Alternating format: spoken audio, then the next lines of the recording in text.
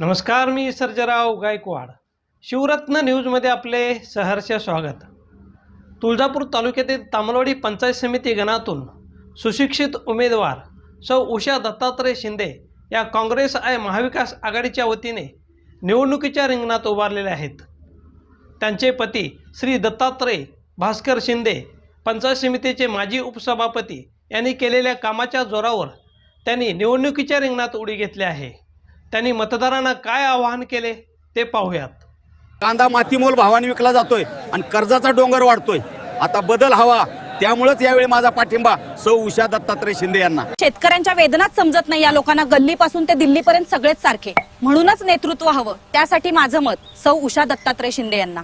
आता वेळ आली आहे हाताच्या पंजाची मूठ करण्याची. त्यामुळे सर्वांनी शेतकरी हितासाठी काटगाव जिल्हा परिषद गटासाठी सुनील राजाराम रोकडे व तामलवाडी पंचायत समिती गणासाठी सौ उषा दत्तात्रय शिंदे यांना विजयी करा. शेतकऱ्याच्या न्याय हक्कासाठी पंजा चिन्हाचं बटन दाबून मला प्रचंड मतांनी विजयी करा.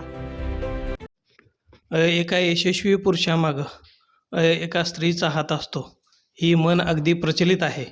अशाच पद्धतीनं आपण आपले पती श्री दत्तात्रय शिंदे यांना गेली 10 वर्षापासून राजकारणात असल्यापासून सहकार्य करत आहात.